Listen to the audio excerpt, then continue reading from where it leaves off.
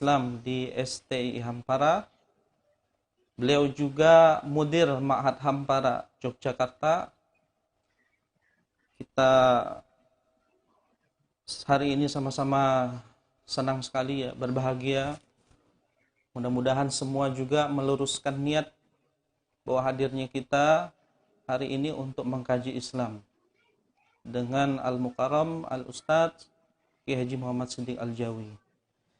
Tema kita siang hari ini berkaitan dengan jual beli online dalam pandangan Islam.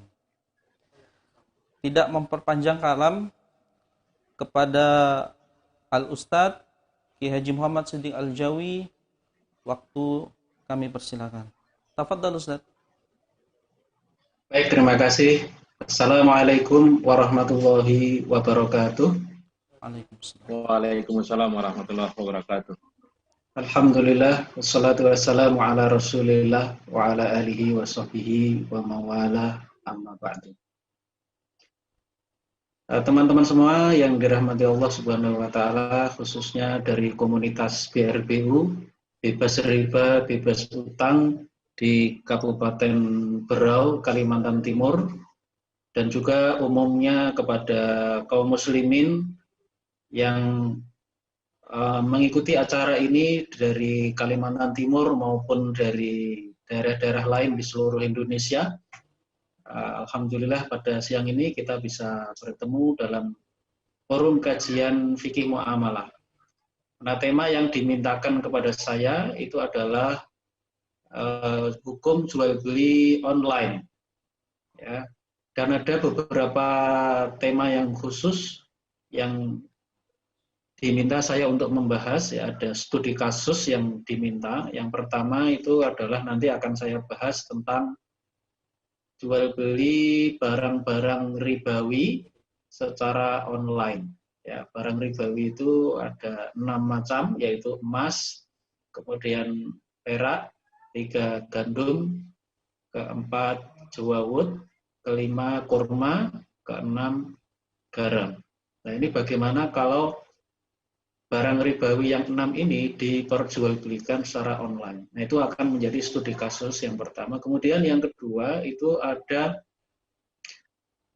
yang juga ditanyakan secara khusus kepada saya tentang suatu platform yang namanya affiliate marketing Vingo. Ya, itu yang akan kita bahas ya. Nah, saya mau menampilkan PowerPoint. Nah, ini tolong saya diberi akses untuk bisa menampilkan screen. Oke. Ya. Saya mau minta informasi dulu. Apakah ini yang saya tampilkan sudah bisa dilihat? Sudah bisa terlihat? Ya, bisa Ustaz.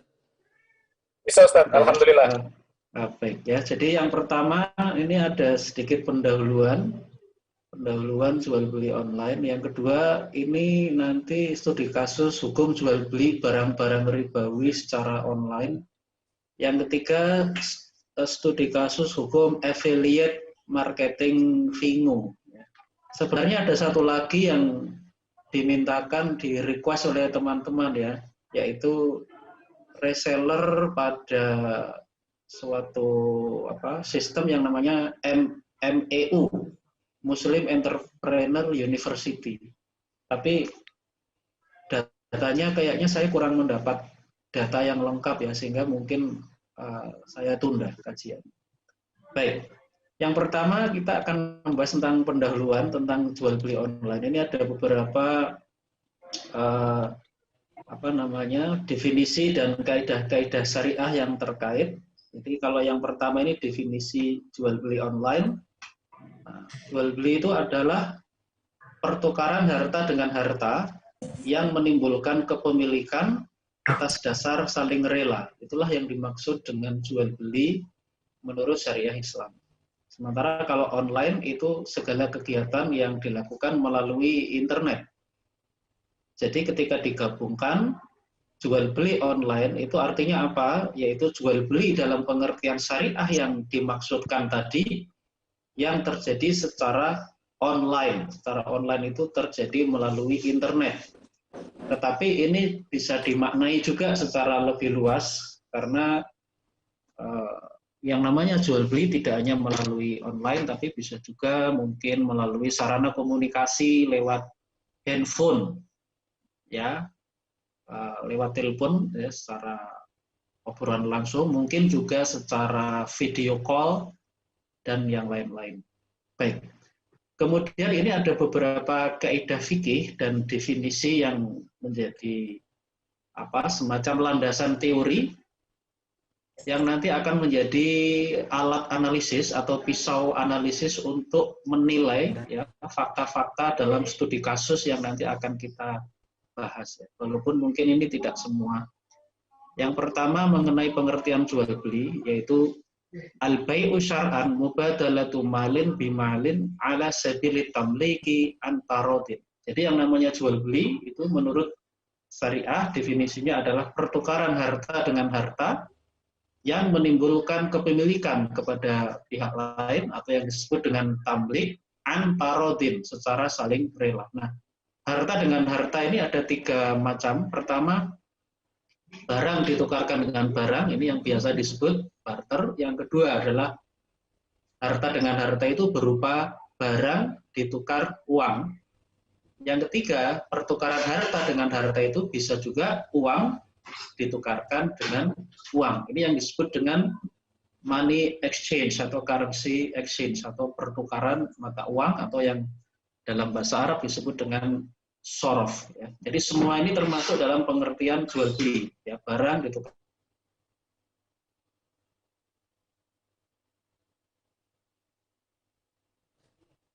Semua dalam jual beli.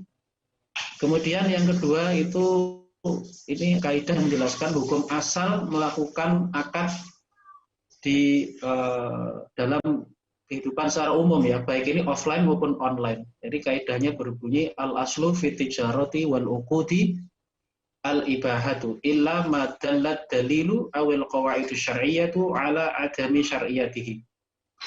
Jadi artinya adalah hukum asal dalam perdagangan dan akad-akad itu adalah boleh. Ini menjelaskan hukum asal jual beli, hukum asal melakukan berbagai akad, ya, akad jual beli, misalnya sewa menyewa, akad utang piutang, akad perantara atau makelar, ya, samsaroh. Itu hukum asalnya apa? Hukum asalnya boleh, ya, kecuali nanti ada dalil yang mengharamkan. Misalnya jual beli barang-barang yang diharamkan, misalnya jual beli minuman keras atau khamr, atau jual beli babi misalnya, atau jual beli barang-barang yang najis dan sebagainya, ya. Nah, ini hukum asalnya boleh, kecuali nanti yang melanggar syariah. Kemudian yang ketiga ini ada kaidah tentang berjual beli atau melakukan akad khusus di internet, ya. Nah, kalau tadi yang kaidah sebelumnya itu secara umum, baik itu offline maupun online, ini yang ketiga khusus online ada kaidahnya, yaitu yang berbunyi al-aslu huwa ibahatu wa jawazu wa sihhatu at-tijaratil elektroniyah wa uquduha ma lam yu'arid dzalika ma yukhrijuha an hadzal asl. Jadi hukum asalnya adalah boleh dan sah melakukan bisnis online dan akad-akadnya selama tidak bertentangan dengan apa-apa yang mengeluarkan hukum asal ini, ya, dari ketentuan dasar. Ya, jadi hukum asalnya ini boleh melakukan transaksi lewat internet, ya, ini hukum asal kegiatan perdagangan di internet, ya, kecuali nanti ketika ada dalil-dalil syariat yang mengharamkannya, karena ada sebagian barang-barang atau komoditi yang itu ada syarat khusus, ya, diantaranya yang nanti akan kita kaji itu adalah yang namanya barang-barang ribawi seperti emas dan perak. Itu ada syarat khususnya ketika diperjualbelikan, yaitu apa? Harus secara tunai, ada serah terima, ada uang, ada barang, cash and carry. Itu yang disebut dalam hadis, yaitu yadan yadin. Nah, itu tidak memungkinkan terjadi secara online. Ya. Oke. Baik, yang keempat itu kaidah tentang pengertian akad. Sebenarnya akad itu apa? Akad itu adalah irtibatu ijabin biqabulin ala wajhin masyru'in yazaru asaruhu fi mahallihi ay al-maqudi alaihi. Jadi yang disebut dengan akad itu adalah ikatan antara ijab ya penawaran dan qabul, penerimaan terhadap penawaran tadi yang sesuai dengan syariat yang menimbulkan akibat hukum pada objek akad ya, sesuatu yang diakadkan ya, komoditas apa atau jasa apa. Kemudian yang kelima itu ada kaidah al-kitabu kal khitab ya.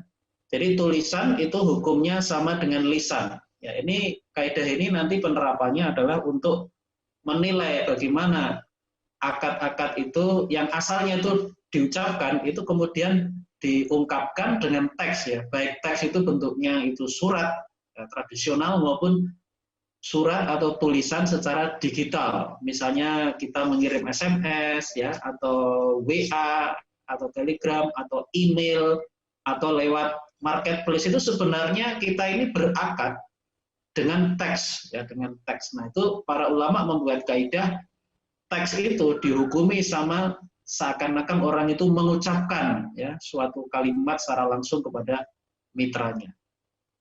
Yang berikutnya yang keenam ini tentang jual beli jarak jauh. Al aslu fil bai'i an bu'din al ibahah malam yarid dalilut tahrim. Hukum asal jual beli jarak jauh itu adalah boleh ya selama tidak terdapat dalil yang mengharamkan. Nanti ada jual beli yang tidak bisa dilakukan secara jarak jauh, maksudnya menggunakan alat komunikasi modern ya seperti jual beli emas dan perak ataupun tukar menukar uang atau sorof, itu tidak bisa secara online, tidak boleh, hukumnya haram. Kemudian yang ketujuh, al-aslu fi syuruti fil muamalat al-ibahah illa syuruton tukhalifu syara'. Jadi hukum asal menetapkan syarat-syarat dalam muamalah adalah boleh kecuali syarat-syarat yang melanggar syariah Islam.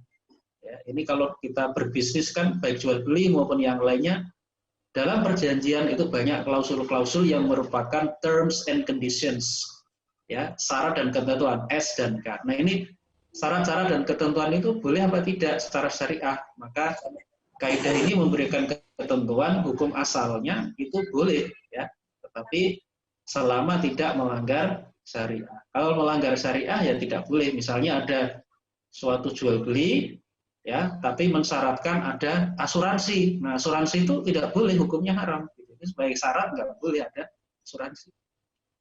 Nah, yang ke-8 al-wasilatu ilal harami haramun. Ya, segala jalan kepada yang haram hukumnya haram. Misalnya riba. Riba itu haram dilakukan secara offline. Maka ketika di-online-kan dengan aplikasi pinjaman online, ya itu berarti aplikasi pinjaman online itu menjadi wasilah kepada yang haram. Ya. Kemudian yang ke-9 yaitu al-wasailu tatabi'ul maqasida fi ahkamiha. Jadi segala jalan atau perantaraan itu hukumnya mengikuti hukum tujuan. Ya. Baik, itu secara garis besar beberapa pendahuluan yang yang penting untuk disampaikan dalam kajian jual beli online. Nah, berikutnya ini adalah studi kasus jual beli barang-barang ribawi secara online, ya. Nah, apa itu barang-barang ribawi? Ya, barang-barang ribawi itu adalah barang-barang atau harta-harta yang tertentu yang mempunyai ketentuan khusus menurut syariat. Yang itu kalau dilanggar akan terjadi riba, makanya disebut barang ribawi. Jadi kalau dilanggar terjadi riba, itu ada ketentuan khusus. Ya, contohnya ketentuan khusus itu apa? Ketika dipertukarkan itu harus sama beratnya atau takarannya atau sama nilainya.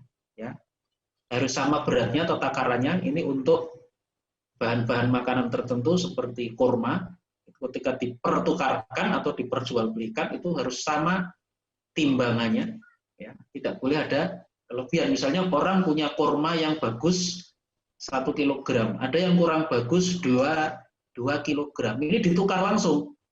Nah ini nggak boleh, Karena tidak sama kan timbangannya atau beratnya. Yang satu kurma bagus 1 kilo, ini kurma yang sedang 2 kilo dipertukarkan. Nah, ini kan tidak sama timbangannya atau beratnya. Ini ada kelebihan. Nah, kelebihan itu melanggar kan.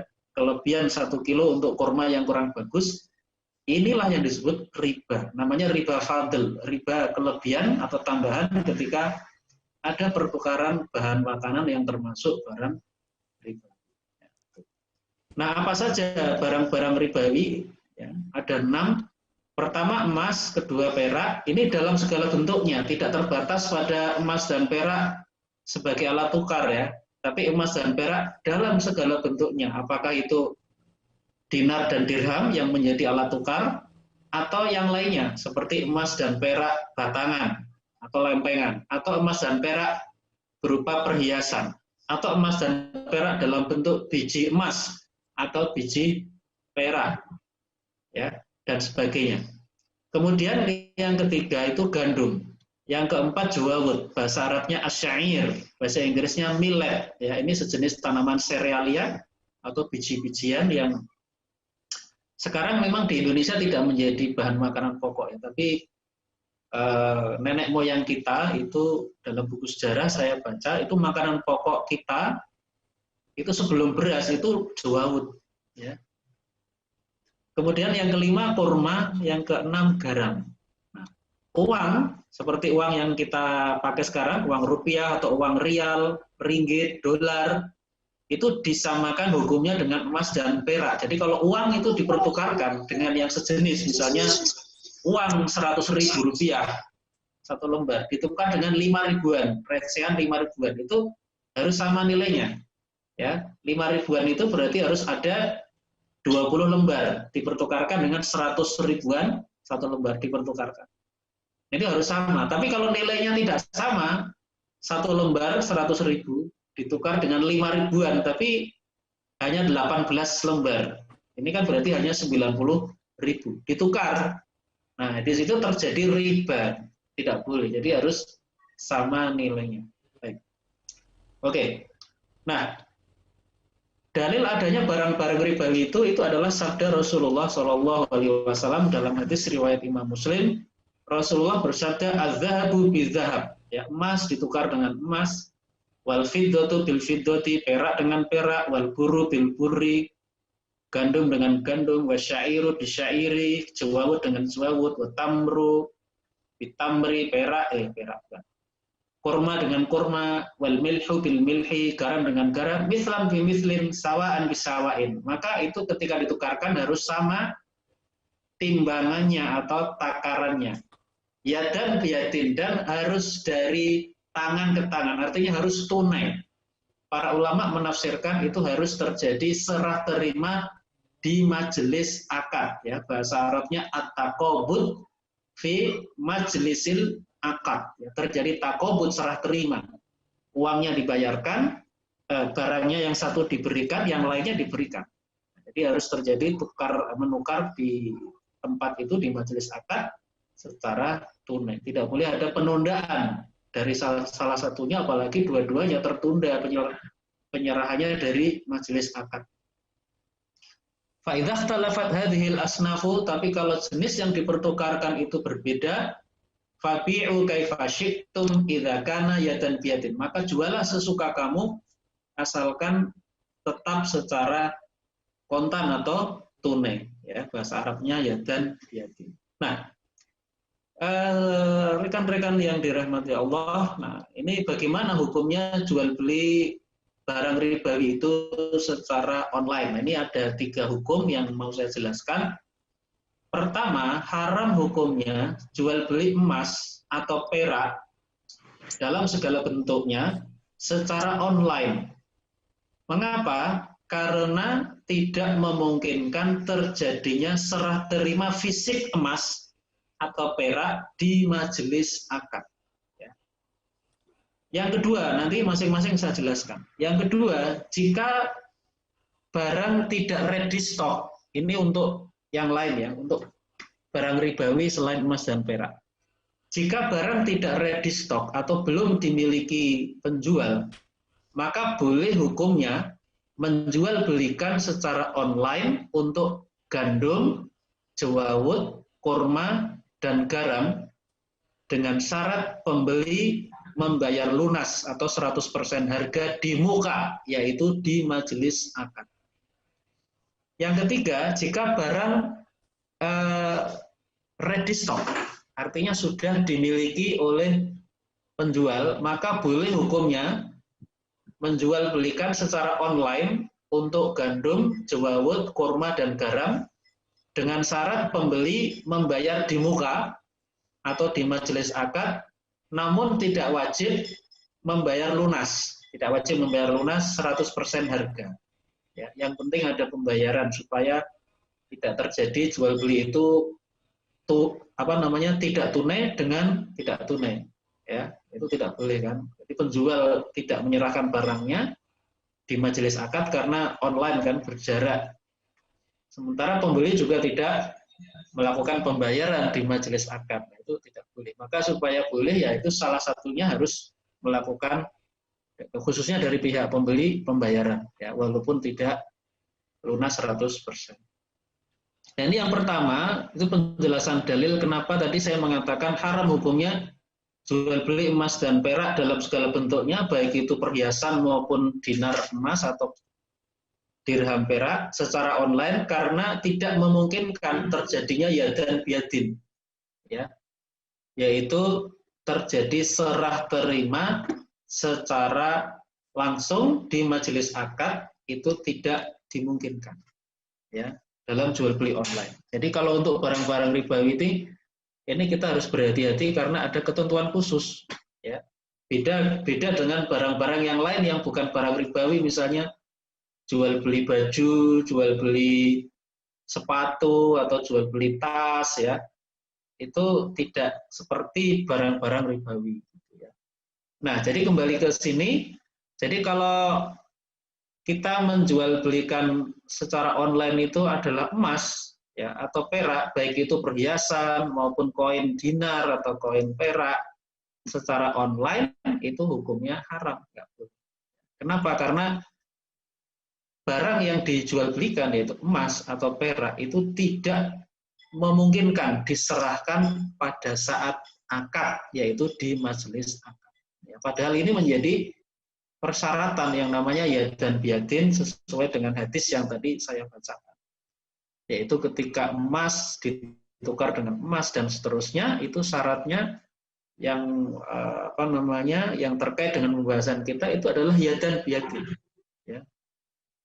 Jadi tidak terjadi serah terima di majelis akad. Itu yang mengakibatkan jual beli emas atau perak dalam segala bentuknya secara online itu hukumnya adalah haram. Nah, hukum yang kedua tadi, ya, jika barang tidak ready stock, ya, belum dimiliki penjual, maka boleh hukumnya menjual belikan secara online untuk gandum, kemudian jawawut, kurma, dan garam dengan syarat pembeli membayar lunas 100% harga di muka, yaitu di majelis akad. Dalilnya apa? Karena ada dalil-dalil syar'i yang membolehkan jual beli pesan atau bai'us salam namanya. Jadi ini menerapkan hukum bolehnya jual beli pesan. Nah, kalau jual beli pesan ini diterapkan untuk barang ribawi yang berupa bahan makanan, ini boleh. Tadi yang 4 tadi, gandum, jawawut, kurma, garam. Ya. Dalil yang membolehkan jual beli pesan ini ada yang pertama ayat Quran dalam surat Al-Baqarah ayat 282. Ya ayyuhalladzina amanu idza tadayantum bidainin ila ajalin musamma faktubuhu. Hai orang-orang yang beriman, kalau kamu bermuamalah tidak tunai sampai kepada waktu yang tertentu, maka tuliskanlah muamalah itu. Nah, jadi muamalah yang tidak tunai itu bersifat umum, diantaranya yang bersifat tidak tunai itu ya jual beli pesan. Penjual belum punya barangnya, nah, pembeli membayar lunas di muka. Di muka itu artinya di majelis akad, yaitu pada saat penjual dan pembeli itu bertransaksi secara online. Ya. Oke. Lalu ada dalil hadis yang membolehkan jual beli online dari hadis Ibnu Abbas. Ibnu Abbas mengatakan qadiman Nabi sallallahu alaihi wasallam al-Madinata. Nabi sallallahu alaihi wasallam masuk ke kota Madinah ketika hijrah dulu. Wa hum yuslifuna fi thimari as-sanata wa sanatain. Sementara penduduk kota Madinah pada waktu itu sudah terbiasa melalui pesan untuk buah-buahan dalam jangka waktu 1 tahun atau 2 tahun. Jadi dibayar lunas sekarang, ya, tapi nanti buah-buahannya seperti kurma, misalnya. Kurma, tapi Nabi memberikan rincian yang dibolehkan itu ya asalkan sesuai dengan hadis ini, man aslafa fi tamrin, barang siapa yang melakukan jual beli pesan pada buah-buahan, fal yusrif fi kailin ma'lumin wa waznin ma'lumin ila ajalin ma'lumin. Maka lakukanlah jual beli pesan itu pada takaran yang tertentu, pada timbangan atau berat yang tertentu sampai kepada tempo yang tertentu. Ya. Baik, kemudian yang ketiga, ini jika barang itu ready stock, yaitu sudah dimiliki pembeli, maka boleh hukumnya menjual belikan secara online untuk gandum, jawawut, kurma, dan garam dengan syarat pembeli membayar di muka atau di majelis akad, namun tidak wajib membayar lunas, yaitu 100% harga. Yaitu ini orang sudah punya barangnya, sudah punya kurmanya, sudah punya garamnya. Nah, ini seperti ini bagaimana? Itu bayar di muka tetap ini wajib, ya. Kenapa wajib? Karena ini kalau tidak bayar itu nanti dua-duanya ini tertunda, pembayarannya itu tidak tunai. Karena kan kalau secara online kan barang tidak mungkin diserahkan di majelis akad. Nah, kalau pembeli tidak membayar juga, nah ini berarti nanti terjadi yang namanya jual beli, penjual dengan pembeli itu sama-sama tidak tunai, tidak boleh. Jadi pembeli itu harus ada pembayaran walaupun tidak 100%. Nah, dalilnya apa? Ini adalah dalil yang membolehkan jual beli secara utang atau bai udain, atau jual beli yang membolehkan jual beli angsuran atau bai utaksi, di mana pembeli itu membayar sebagian harga, sementara penjual itu menyerahkan barangnya kemudian. Nah, ini ada catatan, jika pembeli tidak melakukan pembayaran di muka saat bertransaksi di majelis akad secara online, maka hukumnya adalah haram. Tidak. Nah, ini dalilnya apa yang membolehkan jual beli secara tidak tunai, khususnya jual beli secara utang, ya. Ini adalah hadis-hadis umum, dalil-dalil umum yang membolehkan jual beli. Di antaranya adalah surat Al-Baqarah 275, wa halallahu al-bai'a wa harrama riba. Allah telah menghalalkan jual beli dan mengharamkan riba. Juga ada hadis Nabi, innamal bai'u an taradin. Sesungguhnya jual beli itu adalah atas dasar saling rela. Nah, ini dalil-dalil yang disebutkan oleh Syekh Taqiyuddin An-Nabhani dalam kitabnya Saksiyah Islamiyah juz kedua halaman 307 untuk mendasari bolehnya jual beli secara utang atau bai udain dan jual beli secara angsuran atau bai taksir atau bai bai udain atau bai taksir, jual beli secara utang atau angsuran atau cicilan. Nah, adapun jika pembeli tidak melakukan pembayaran di muka saat bertransaksi di majelis akad secara online, maka hukumnya adalah haram. Kenapa? Karena di sini terkena larangan berjual beli secara kali bil kali. Al kali bil kali itu artinya antara penjual dengan pembeli ada akad jual beli, tapi pembeli tidak membayar pada saat itu, penjual juga tidak menyerahkan barangnya. Nah, ini kalau dua-duanya ini tidak tunai atau dua-duanya utang, ini dilarang, tidak boleh. Ini naha an bai'il kali'i bil kali'i. Ada hadis riwayat Ibnu Umar bahwa Rasulullah telah melarang jual beli al-kali bil kali. Artinya penjual tidak tunai, tidak menyerahkan barangnya, pembeli tidak membayar. Ini dua-duanya terutang atau tidak tunai, ini tidak boleh. Jadi ini supaya terhindar dari larangan ini, itu pembeli itu harus membayar di muka untuk jual beli online. Ya. Ada yang jual beli pembayarannya harus 100% lunas kalau tidak ready stock penjualannya. Tapi kalau penjualannya itu ready stock itu tidak harus tunai. Tidak harus 100% lunas. Boleh sebagian, tadi jual beli utang namanya atau jual beli angsuran. Ya. Nah, jadi yang dimaksud al-kali bil kali itu yang dimaksud an-nasi'ah bin nasi'ah. Ini tafsiran yang saya ambil dari Imam Ibnul Athir dalam kitabnya An-Nihayah fi Gharibil Hadithi wal Athar. Jadi al-kali itu artinya an-nasi'ah. Nasi'ah itu artinya tertunda, ada penundaan. Penundaan apa yang dimaksud? Penjual itu menunda penyerahan barangnya. Pembeli menunda penyerahan uangnya. Jadi dua-duanya tidak menyerahkan barang, pembeli tidak menyerahkan barang, penjual tidak menyerahkan barang, pembeli tidak menyerahkan uang. Itu yang dimaksud al-kali bil kali. Maka jika pembeli tidak melakukan pembayaran di muka saat bertransaksi di majelis akad secara online, haram hukumnya karena terjadi penundaan penyerahan barang oleh penjual, ya, dan juga terjadi penundaan pembayaran oleh pembeli. Ya, oke.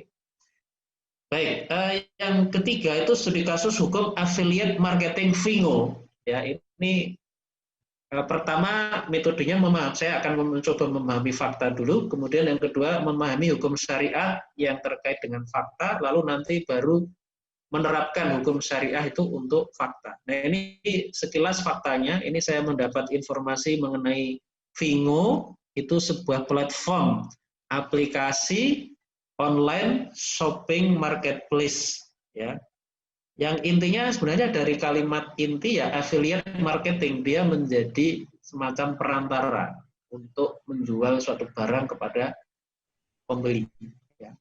Nah, jadi Fingo adalah pelopor marketplace berbasis afiliasi, member get member, yang membagi hasil atas penjualan kepada para afiliatnya.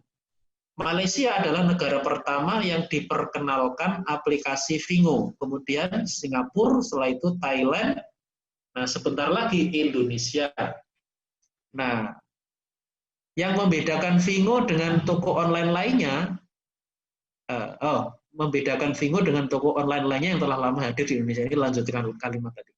Anda akan mendapatkan komisi ratusan ribu rupiah, bahkan miliaran, jika Anda mereferensikan teman berbelanja di Fingo. Ya, Fingo ini pusatnya di Cina, yang mana pemasaran produk-produknya difokuskan untuk Asia Tenggara. Nah, lalu ada informasi yang juga diberikan ke saya, ini kalau orang itu ingin menjadi member di marketplace Fingo, ini ada empat jenis membership. Pertama disebut shopper, kedua preferred shopper, ketiga affiliate marketer, dan yang terakhir affiliate trainer. Nah, ini keterangan masing-masingnya secara ringkas. Ini yang pertama shopper. Kalau shopper itu dia tidak melakukan pembelian, dia cuma bukan tidak melakukan pembelian, dia nanti belanja setelah mendapat link, tapi dia tidak mendapatkan hak bisnis, juga tidak memiliki hak afiliasi. Jadi dia membeli untuk dirinya sendiri aja.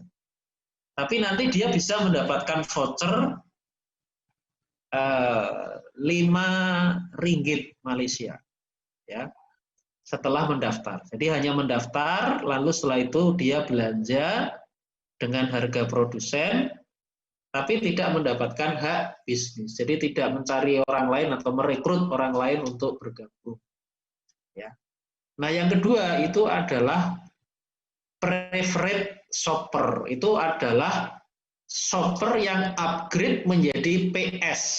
Preferred shopper yaitu setelah memenuhi syarat membeli gift produk senilai 199 ringgit Malaysia atau 750.000 rupiah. Nah, ini keuntungannya bisa mendapatkan produknya, produk gift-nya, mendapat cashback, voucher, income, ini saya ringkas saja. Lalu mendapatkan bonus sponsor, ada cashback, voucher, income, bonus sponsor. komisi berlaku internasional dan dari segi waktu berlaku seumur hidup, dapat diwariskan. Lalu yang ketiga itu namanya affiliate marketer, adalah PS, preferred shopper, yang naik level menjadi affiliate marketing yang sudah memenuhi syarat memiliki 10 PS, preferred shopper, referensi pribadi, dan 20 PS referensi grup. Nah, keuntungannya hampir sama dengan tadi, mendapat cashback, komisi, income, lalu ada komisi setiap mereferensikan preferred shopper, lalu ada komisi setiap ada pertambahan preferred shopper di grupnya, lalu mendapat komisi 20% dari total pendapatan affiliate marketer yang direferensikan langsung. Yang keempat itu namanya affiliate trainer atau AT, yaitu AM, affiliate marketer yang naik level menjadi AT, yaitu dengan memenuhi syarat memiliki 3 AM, referensi pribadi, dan total keseluruhan grup sudah mencapai 500, gabungan dari preferred shopper, affiliate marketer, dan affiliate trainer. Nah, ini nanti keuntungannya ada cashback, ada komisi, ada income, ada komisi, macam-macam. Ya. Nah, ini faktanya kurang lebih seperti itu. Nah, ini sekarang langkah yang kedua itu kira-kira apa hukum syariat yang relevan terkait dengan fakta tadi itu. Yang pertama hukum jual beli, lalu ada hukum hadiah dari penjual kepada pembeli. Hadiah itu bisa bentuknya voucher berarti, ya, atau ya, perantara dalam jual beli, dua akad di dalam satu akad, yaitu soft quote ini hanya sebagian, ya. Sebenarnya ada hukum-hukum syariah yang lain yang bisa kita gunakan sebagai alat analisis, tapi sementara itu, ya. Nah, lalu bagaimana hukumnya setelah kita tahu fakta, lalu ada tadi hukum syariat yang terkait. Ini yang pertama adalah hukum untuk shopper. Jadi hukum menjadi shopper itu boleh secara syariat, karena jual beli antara shopper dengan Vingo itu jual beli biasa.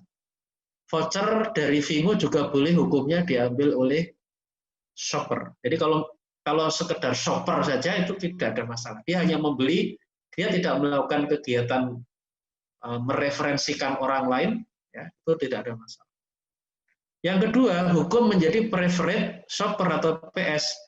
Hukumnya boleh hukumnya PS membeli barang. Jadi kalau ini hukumnya kan dia kalau membeli barang saja boleh. Ya, PS itu. Boleh juga PS itu mendapatkan cashback dan voucher dari Vingo. Ini cashback-nya, voucher-nya boleh.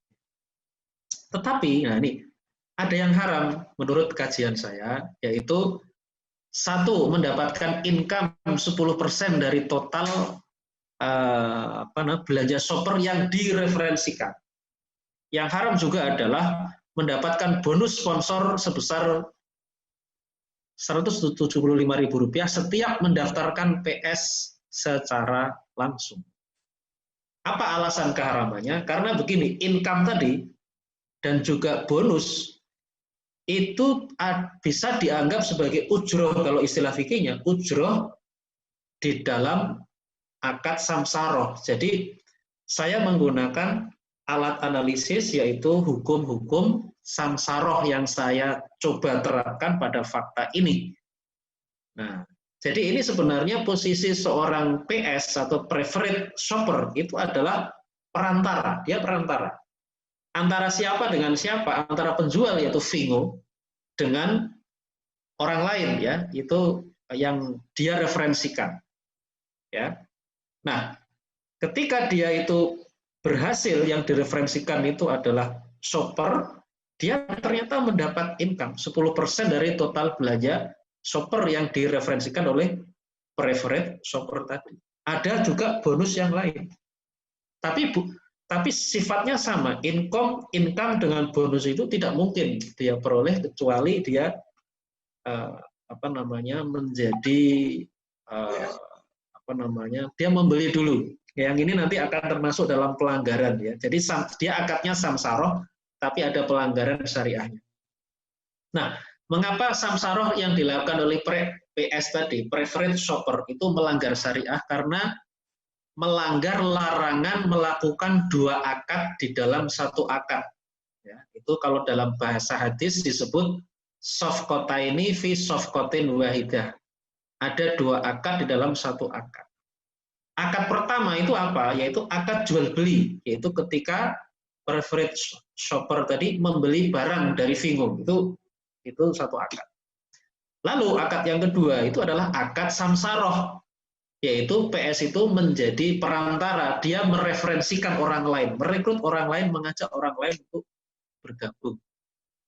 Nah, nanti kalau ada orang bergabung, PS tadi mendapat income dan bonus sponsor. Nah, kedua akad tersebut, yaitu pertama akad jual belinya, yang kedua adalah akad samsaroh, itu bersifat mengikat atau bersyarat, yaitu akad pertama membeli barang itu menjadi syarat untuk mendapatkan income dan bonus. Jadi dengan kata lain, seorang PS atau preferred shopper itu tidak akan mungkin atau tidak akan bisa mendapatkan income dan bonus kecuali dia itu harus beli dulu kepada Vingo. Jadi membeli dulu ya produk tadi itu adalah syarat. Setelah itu baru dia melakukan kegiatan mereferensi orang lain, mengajak orang lain. Nanti kalau ada yang beli lagi, ya dia mendapat bonus atau income sekian persen. Nah ini sebenarnya ini penggabungan dua akad menjadi satu akad ini. Ya, ini ada pelanggaran. Ya. Syariat Islam telah melarang seseorang muslim itu melakukan dua akad di dalam satu akad. Kalau dalam bahasa hadis disebut sofkotaini fi sofkotin wahidah. Ibnu Mas'ud radhiyallahu anhu berkata, ini salah seorang sahabat Nabi, naha Rasulullah sallallahu alaihi wasallam an sofkotaini fi sofkotin wahidah. Jadi Rasulullah telah melarang adanya dua kesepakatan, artinya dua akad di dalam satu kesepakatan, artinya satu akad. Jadi riwayat Imam Ahmad. Maka dari itu haram hukumnya PS atau preferred shopper mendapatkan income 10% dari total belanja shopper yang dia referensikan. Juga haram hukumnya bonus sponsor sebesar Rp50 Malaysia atau Rp175.000 setiap mendaftarkan preferred shopper secara langsung. Jadi ini pelanggarannya yang sudah nampak bagi saya itu karena ada ini larangan ya, pelanggaran terhadap larangan dua akad di dalam satu akad. Itu terjadi dan ini sebenarnya fenomena umum yang ada di MLM, multi level marketing itu selalu ada seperti ini. Jadi dia seorang member MLM dia membeli produk. Nah, setelah membeli dia merekrut orang lain bergabung nanti mendapat bonus. Itu pelanggaran umum ya yang selalu terdapat pada multi level marketing itu selalu begitu. Apalagi nanti ini berlevel-level ya, lapisan orang yang membeli ini misalnya ada pembeli pertama dia membeli dari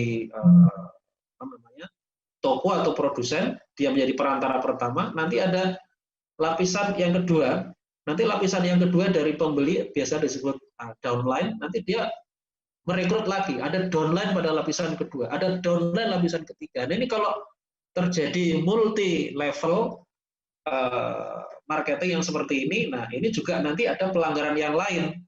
Tapi saya untuk yang Vingo ini pelanggaran tadi multi level samsaroh tadi, ini tidak saya analisis ya karena saya belum mendapat gambaran fakta apakah memang di sini nanti akan terjadi di Vingo ini, apakah akan terjadi seperti itu, ya levelnya itu berapa? Nanti mungkin teman-teman yang bisa tahu faktanya bisa memberi masukan kepada saya. Artinya begini, ini penyimpangan pertama atau pelanggaran syariah yang pertama yang saya temukan itu baru sebatas dua akad ya melanggar larangan dua akad digabung menjadi satu akad. Nanti kalau terbukti memang ada multi level marketing ya berarti di situ keharamannya bisa ada alasan yang kedua.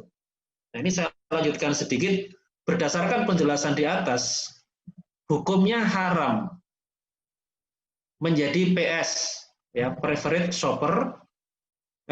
Berdasarkan penjelasan di atas, hukum haramnya menjadi PS itu dapat juga diterapkan untuk level yang lain, yang lebih tinggi, yaitu affiliate marketing atau AM, kemudian affiliate trainer atau AT. Kenapa? Karena ketika seseorang menjadi affiliate marketing atau affiliate trainer, dapat dipastikan dia juga melakukan pelanggaran syariah berupa larangan melakukan 2 akad di dalam 1 akad. Softcotain fi softcotain wahidah. Jadi dia membeli dulu produknya, setelah itu dia mengajak orang lain untuk bergabung. Nah, ketika mengajak dia mendapat bonus. Itu sudah softcotain fi softcotain wahidah, itu sudah terkena larangan.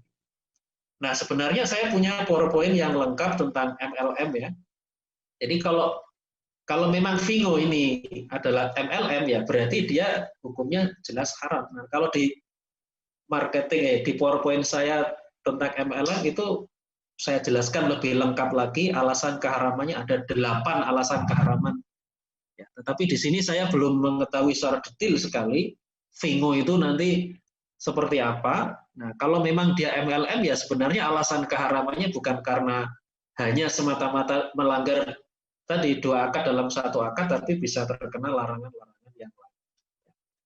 Baik, jadi saya kira itu Bapak Ibu sekalian yang berbahagia, barangkali nanti bisa kita diskusikan apa yang saya sampaikan ini, dan ini sebenarnya masih ada 1 tema lagi yang di request kepada saya untuk melakukan kajian, tapi karena ada data yang kurang lengkap, jadi mungkin saya tunda, yaitu tentang apa menjadi reseller dalam sebuah muamalah yang namanya Muslim Entrepreneur University, ya, itu ada jaringan distribusi dari produsen sampai ke konsumen, tapi ini belum selesai ya kajian saya, nanti menyusul mungkin. Baik, saya kira itu. Terima kasih. Assalamualaikum warahmatullahi wabarakatuh. Waalaikumsalam warahmatullahi wabarakatuh. Ustaz, ini sudah banyak pertanyaan yang masuk. Tapi karena waktu kita terbatas, mungkin ini ada 3 pertanyaan yang saling berkaitan. Ya. Jadi yang pertama terkait dengan penggunaan marketplace. Sebut saja aplikasi belanja online, Ustaz. Di situ kalau kita belanja gitu kan, ada pihak ketiga, sebut saja misalkan Shopee gitu ya. Nah, bagaimana hukumnya, Ustaz? Kemudian kedua, masih terkait dengan hal tersebut, di aplikasi tersebut ada Shopee Pay. Nah, apakah boleh kita menggunakannya? Mengingat ketika pakai Shopee Pay, kita transfer uang, nanti ada bonus potongan. Dan ada juga permintaan, minta dijelaskan Ustaz, hukum COD yang pernah Ustaz bahas. Mungkin itu dulu, Ustaz.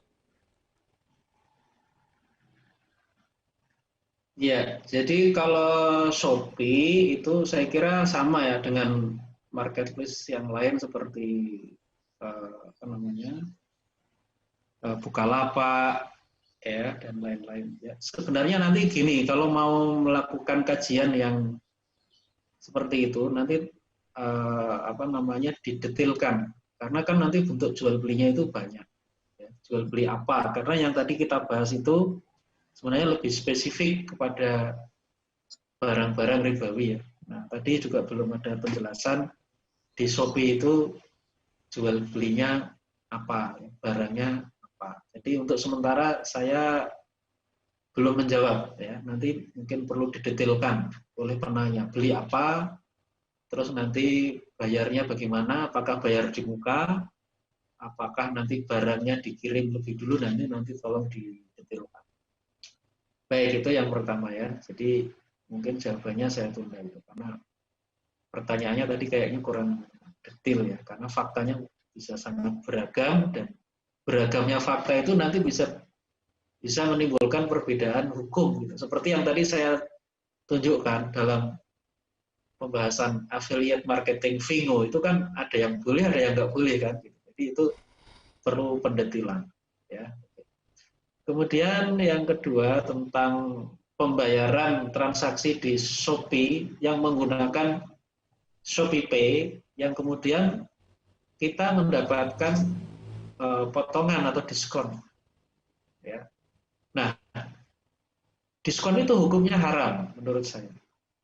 Kenapa kok haram? Karena begini, uang yang kita transfer kepada ShopeePay, uang yang kita transfer itu statusnya apa ketika tersimpan di ShopeePay? Itu statusnya apa? Nah, itu yang penting.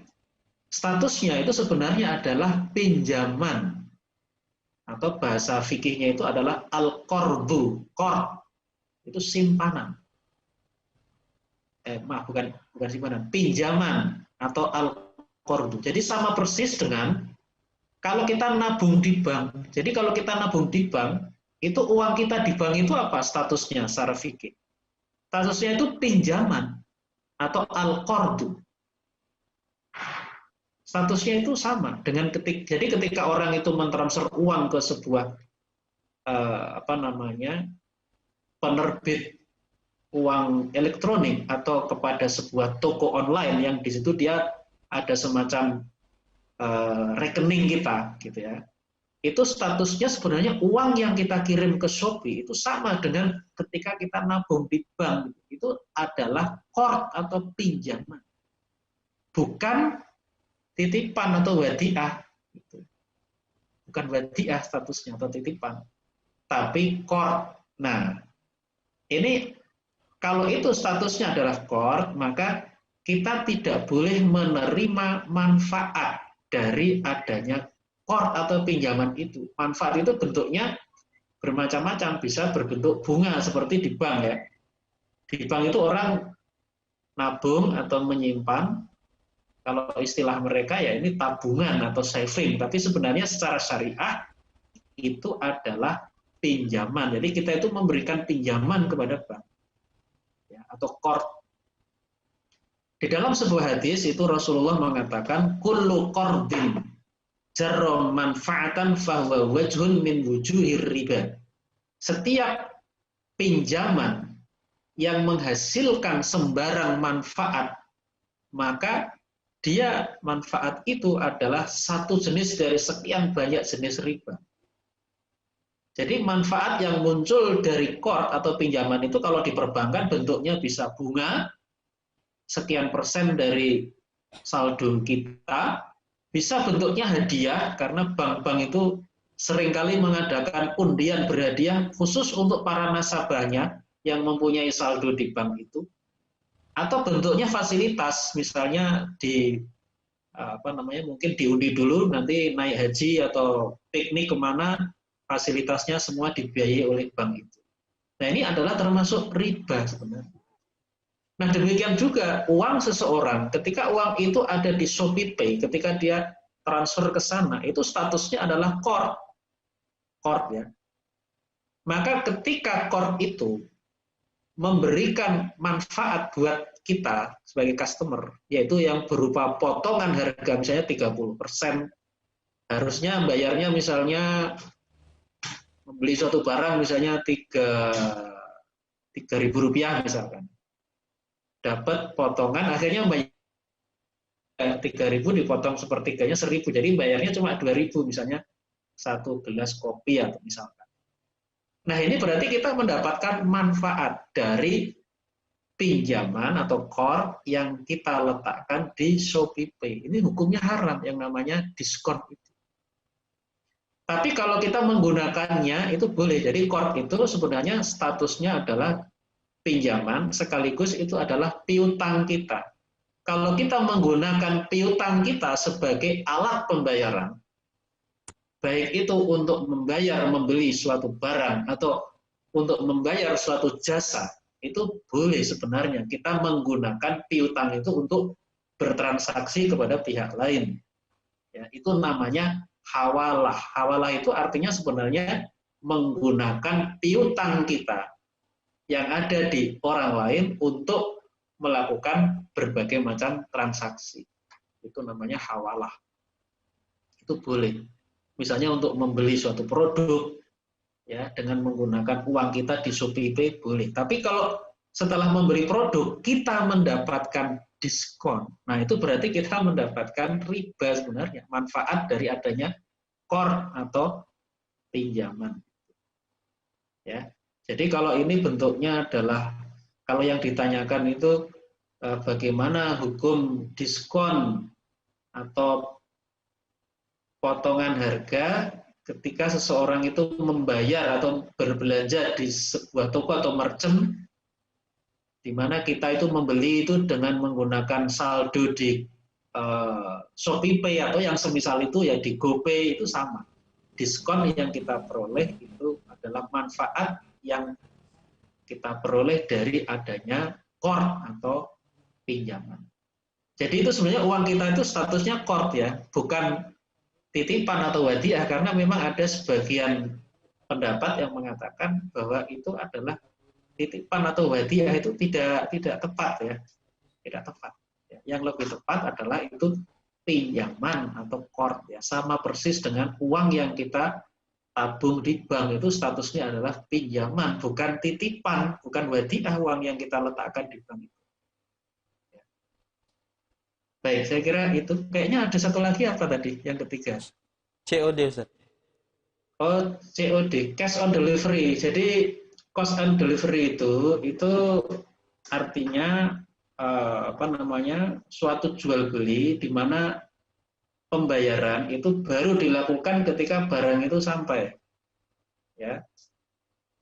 Jadi pembayarannya tidak sebelumnya, tidak pada saat terjadi transaksi online, tapi setelah transaksi online, nanti ketika ada pertemuan antara penjual dengan pembeli di darat secara offline, atau penjual itu diwakili oleh mungkin kurir ya, nah di situ baru terjadi pembayaran, maka disebut cash on delivery, yaitu pembayaran tunai itu dilakukan bukan pada saat transaksi online, ditransfer itu tidak, tapi pada saat delivery, sampainya barang di tangan pembeli.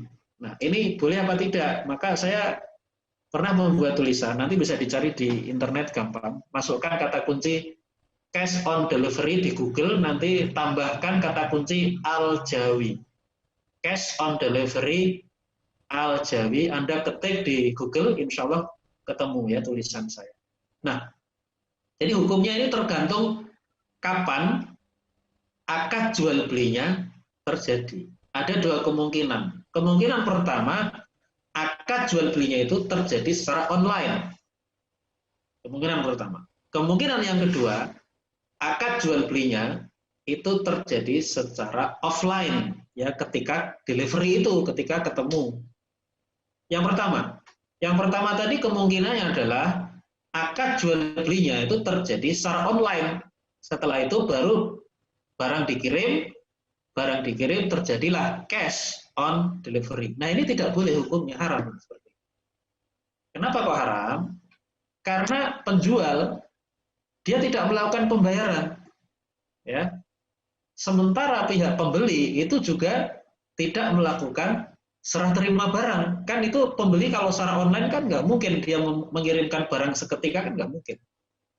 Jadi ketika akad jual beli dalam COD tadi, cash on delivery itu terjadi akadnya itu pada saat transaksi online, di mana pembeli itu tidak melakukan pembayaran pada saat itu, kan pembayarannya tidak pada saat online kan, tapi nanti ketika barang itu sampai ke dia.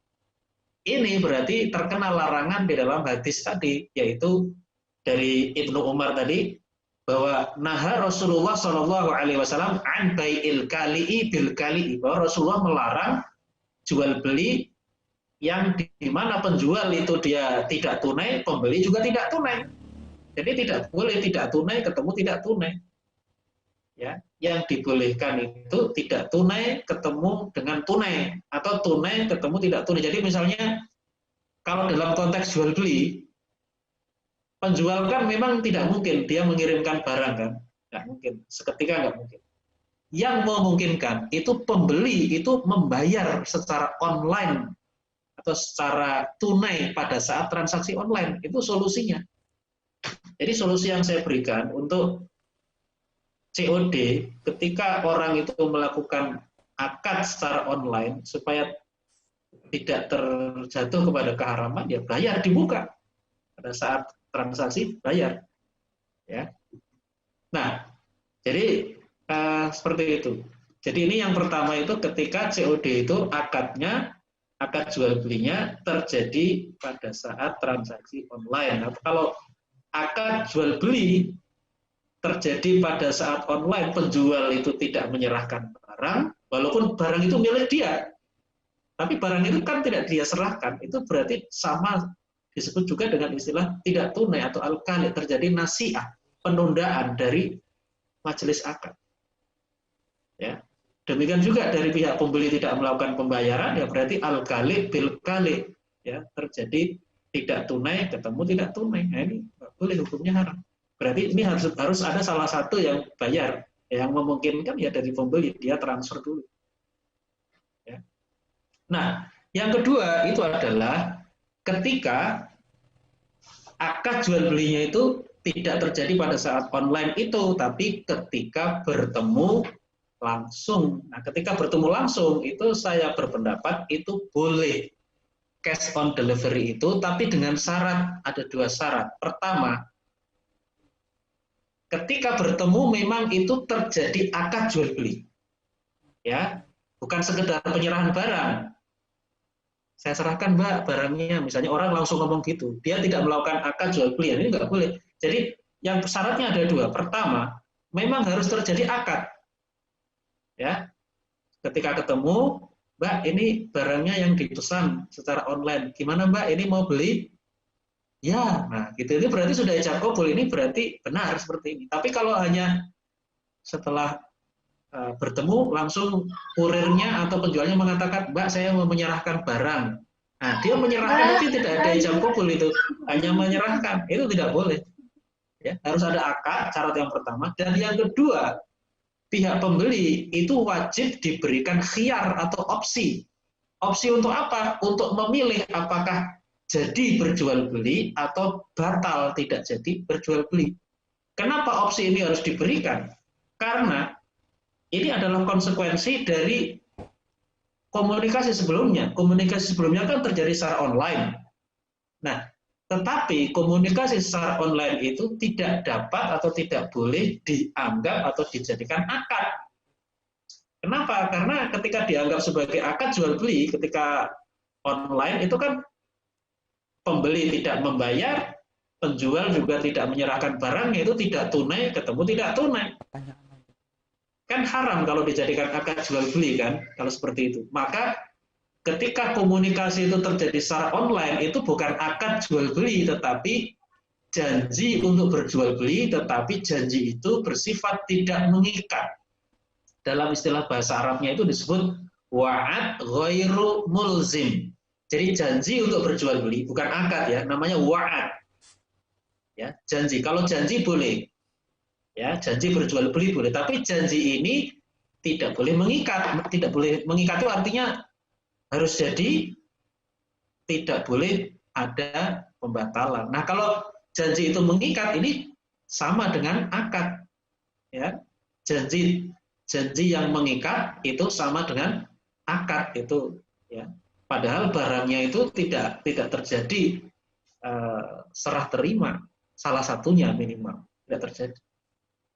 Maka supaya ini bisa benar, komunikasi yang di awal itu janji tetapi tidak mengikat, artinya boleh ada pembatalan, baik itu dari pihak penjual maupun dari pihak pembeli. Maka ketika nanti ketemu di darat pada saat delivery, apa implikasinya? Apa implikasi dari adanya komunikasi sebelumnya yang berupa wa'ad ghairu mulzim, janji tidak mengikat? Implikasinya adalah pembeli itu wajib diberi opsi atau khiyar. Dia bisa, oke, saya jadi membeli, atau dia membatalin, saya nggak jadi beli, saya tidak membeli. Nah, itu harus diberikan. Karena kalau opsi tidak diberikan, itu artinya apa? Artinya komunikasi sebelumnya di internet atau online itu adalah akad jual beli. Nah, ketika itu dianggap akad jual beli, ini ada pelanggaran karena penjual tidak menyerahkan barangnya, pembeli tidak membayar. Ini berarti terjadi tadi tidak tunai ketemu dengan tidak tunai. Nah ini yang dalam hadis ini kan dilarang, namanya al-kali bil kali. Baik, itu ringkasan dari penjelasan saya mengenai saya pernah membuat tulisan tentang cash on delivery. Ya, nanti bisa dibaca tulisan saya untuk memperjelas.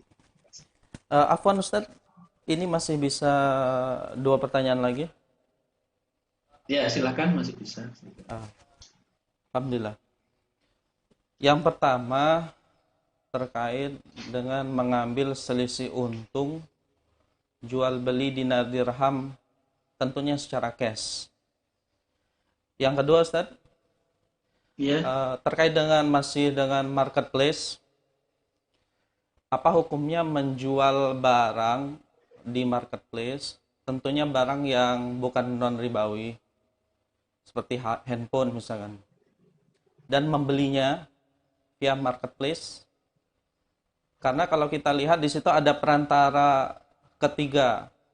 Ketika buyer membayar, uangnya ditahan oleh marketplace.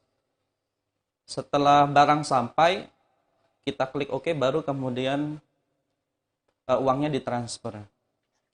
Dan catatan juga, ketika kedua pembeli dan penjual sudah sepakat kalau ada barang cacat dikembalikan atau ditukar, apakah boleh? Demikian, Ustaz. Baik ya. Yang pertama tadi apa tadi? Pak. Jual beli dinar dirham. Oh ya. Jadi jual beli dinar dan dirham itu kan sebenarnya jual beli emas. Nah, kalau jual beli emas itu kalau kita menggunakan uang rupiah ya, lalu kita membeli emas, itu ya sama dengan hukumnya kita membeli emas pada umumnya, baik emas itu bentuknya dinar maupun perhiasan, yaitu wajib terjadi secara tunai, yaitu ada uang, ada barang, cash and carry, atau bahasa Arabnya taqobud fi majlisil akad, ada serah terima di majelis akad. Jadi tidak memungkinkan dilakukan secara online, itu tidak boleh. Jadi orang harus ketemu di toko atau gerai yang menjual dinar dan dirham, ya.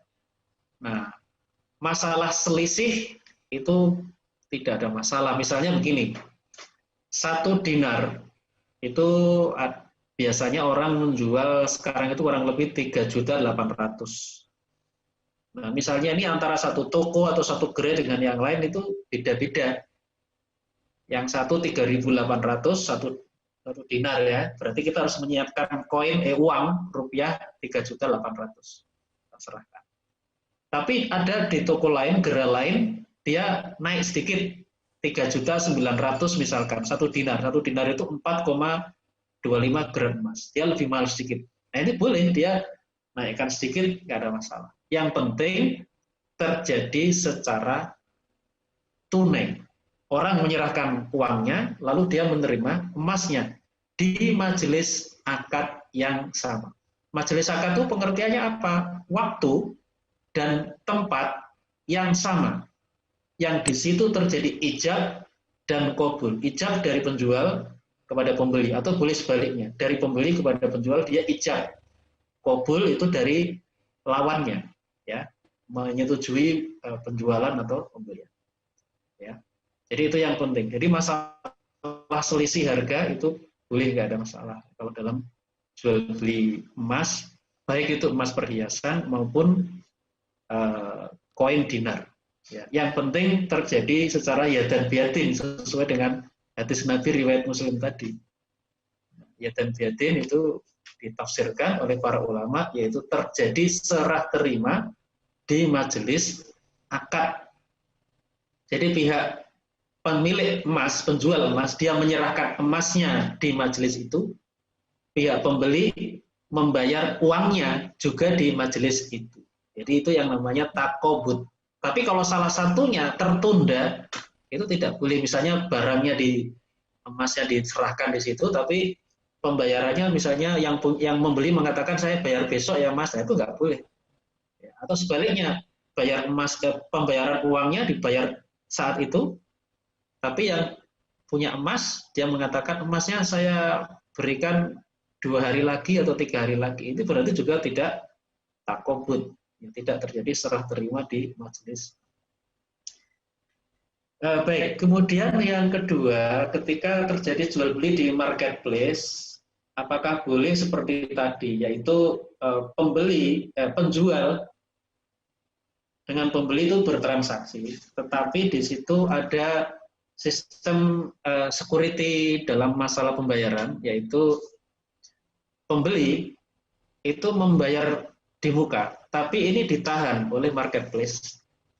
Lalu marketplace-nya itu nanti baru menyerahkan atau baru mentransfer uangnya itu kepada pihak penjual ketika barangnya itu sudah dikirim oleh penjual dan sampai, ada konfirmasi barangnya itu sudah sampai, sudah diterima oleh oleh pembeli. Jadi setelah ada konfirmasi pembeli, dia sudah lapor kepada marketplace, barangnya itu diterima, maka marketplace itu baru mentransfer uangnya kepada pelapak istilahnya atau penjual. Nah, ini jawabannya, ini boleh apa tidak? Saya berpendapat itu boleh, asalkan begini, asalkan ada 2 syarat. Pertama, pada saat transaksi secara online itu memang pembeli sudah transfer. Masalah itu ditahan oleh marketplace itu soal lain. Tapi yang penting pada saat akad terjadi antara penjual dengan pembeli lewat marketplace, pembeli itu sudah transfer pada saat akad, walaupun itu nanti ditahan. Nah, itu syarat pertama, itu terjadi transfer secara tunai, walaupun nanti sampainya kepada penjualnya itu nanti. Syarat yang kedua adalah pihak penjual itu ada wakalah, dia mewakilkan penerimaan uang itu kepada marketplace. Jadi sebenarnya marketplace itu posisinya ketika dia menahan itu dia adalah wakil, ya, wakil dari pihak penjual. Jadi walaupun nanti penjual itu secara realnya menerima uangnya itu belakangan, ya, tetapi sebenarnya tidak, karena marketplace itu sebagai wakil dari penjual, marketplace itu menerima uangnya itu ya pada saat bertransaksi. Ya, jadi ini menurut saya boleh saja, asalkan memang syaratnya tadi 2 terpenuhi. Pertama, pada saat transaksi pihak pembeli membayar tunai, walaupun itu ditahan dulu oleh marketplace, tidak langsung ditransfer kepada penjual.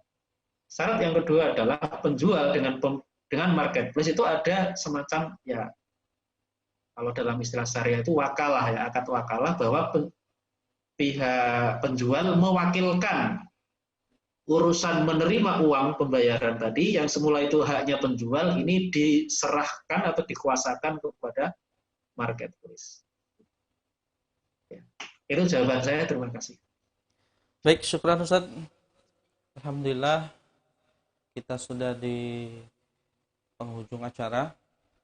Sebelumnya kami ucapkan dulu ke Ustadz Siddiq, ya, Kiai Haji Siddiq Aljawi, jazakumullah khairan katsir. Semoga sehat terus, Ustaz. Sama-sama, terima kasih. Terima kasih atas ilmunya. Mudah-mudahan dengan ilmu yang disampaikan hari ini, kita semua lebih semangat untuk terikat dengan hukum-hukum Allah Subhanahu wa Ta'ala dalam ekonomi dan muamalah kita. Saya host pamit dan undur diri. Mewakili BRBU Berau juga mengucapkan jazakumullah khairan katsir untuk para peserta. Kita akhiri acara ini dengan doa penutup majelis. Subhanakallahumma wa bihamdika. Subhanakallahumma wa bihamdika asyhadu an la ilaha illa anta astaghfiruka wa atubu ilaik. Baik, sekali lagi terima kasih kepada Al-Mukarram Al-Ustadz Kiai Haji Muhammad Siddiq Aljawi